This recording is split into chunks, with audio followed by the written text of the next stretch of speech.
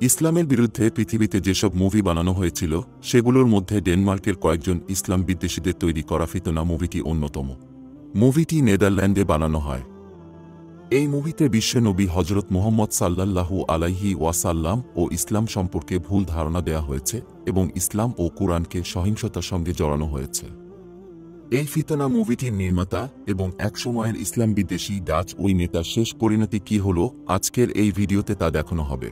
তার আগে আপনি যদি আমাদের এই চ্যানেলে নতুন হয়ে থাকেন তাহলে চ্যানেলটি সাবস্ক্রাইব করতে ভুলবেন না। আর যারা ইতিমধ্যেই সাবস্ক্রাইব করেছেন তাদের সবাইকে অনেক অনেক ধন্যবাদ। মুভিটি বানানো হয় নেদারল্যান্ড ভিত্তিক রাজনৈতিক সংগঠন উগ্র ফ্রিডম পার্টির তত্ত্বাবধানে। বলা বাহুল্য, ফ্রিডম পার্টি নামের রাজনৈতিক সংগঠনটি যতটা না রাজনৈতিক তার চেয়ে বেশি ইসলাম বিদ্বেষী বলে পরিচিত ছিল। নেদারল্যান্ডে কোরআন এবং মুসলিম প্রবেশাধিকার নিষিদ্ধের দাবি সর্বপ্রথম এই সংগঠনটি তুলেছিল। ফিতনা মুভিটা সম্পর্কে কিছুটা ধারণা দিই। ইসলামের বিরুদ্ধে অপপ্রচারমূলক জঘন্য কয়েকটি মুভির মধ্যে এটি একটি। এই মুভির সবচেয়ে জঘন্যতম দিক হল এই মুভির শুরুতেই দেখানো হয় ইসলামের সর্বশেষ নবী হজরত মুহাম্মদ সাল্লাল্লাহু আলাইহি ওয়াসাল্লাম মাথায় একটি বোমা নিয়ে দৌড়াচ্ছেন, নাউজুবিল্লাহ। এরপরে মুভিটিতে কোরআনের জিহাদ সম্পর্কিত বিভিন্ন আয়াত কাটছাঁট করে সেগুলো দিয়ে প্রমাণ করার চেষ্টা করা হয় যে ইসলাম একটি সন্ত্রাসী এবং জঙ্গিবাদী ধর্ম।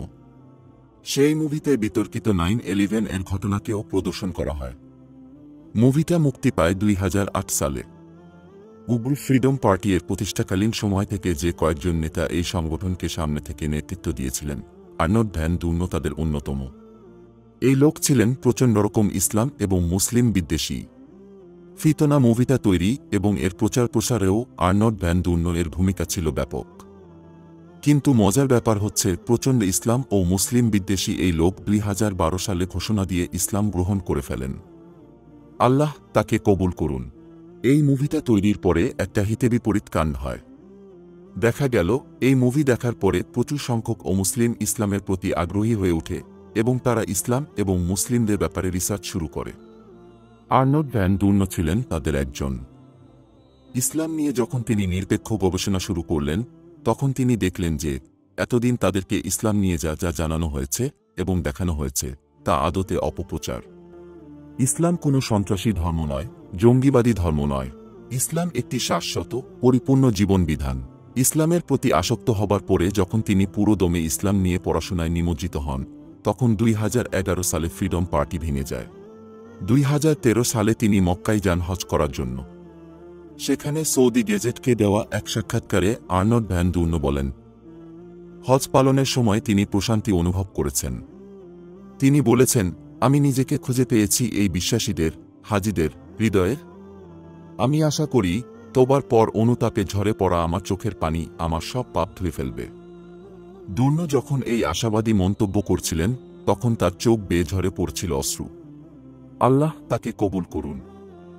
বর্তমানে তিনি ইউরোপীয় দাওয়াহ ফাউন্ডেশনের চেয়ারম্যান এবং কানাডিয়ান দাওয়াহ সমিতির অ্যাম্বাসেডর। ওনার আগের ভুল ফিতনা মুভিটা সম্পর্কে বলতে গিয়ে তিনি বলেন, আমি অতীতে যে ভুলগুলি করেছি তা সংশোধন করার জন্য একটি তাগিদ এবং দায়িত্ব অনুভব করি। তিনি বলেন ইসলাম সম্পর্কে ব্যাপক পড়াশোনার পর তিনি ইসলাম ধর্ম গ্রহণ করেন। তিনি আরও বলেছেন, বিশ্বনবী হজরত মুহাম্মদ সাল্লাল্লাহু আলাইহি ওয়াসাল্লাম এর ব্যক্তিত্ব ও ইসলামের সঠিক চিত্র যথাযথভাবে তুলে ধরার জন্য একটি মুভি বানানোর চেষ্টা করছি। এটি লোকেদের দেখাবে যে নবী তার জীবনে কি উদাহরণ স্থাপন করেছেন এবং মুভিটি তরুণদের ইসলামে আমন্ত্রণ জানাবে। কাহিনীর এখানেই সমাপ্তি নয়।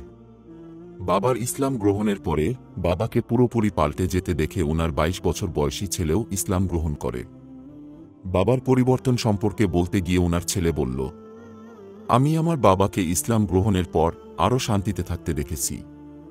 তখনই আমি বুঝতে পেরেছিলাম যে এই ধর্মে ভালো কিছু আছে এবং এটি আমাকে মুসলমানদের সম্পর্কে আমার ধারণা পরিবর্তন করেছে। আমি পবিত্র কুরআন পড়া এবং গুরুত্বপূর্ণ আলেমদের বক্তব্য শুনতে শুরু করি। এই হচ্ছে একজন চরম ইসলাম বিদ্বেষীর ইসলামে দাখিল হবার গল্প। বলুন, সত্য এসেছে আপনার রবের পক্ষ থেকে। এবার যাদের ইচ্ছা হয় বিশ্বাস করুক আর যাদের ইচ্ছা প্রত্যাখ্যান করুক। সূরা আল কাহাফ আয়াত নং 29। আজকের ভিডিও এই পর্যন্তই। দ্রুতই আরও আকর্ষণীয় কিছু বিষয় নিয়ে হাজির হব আমরা। আপাতত বিদায়।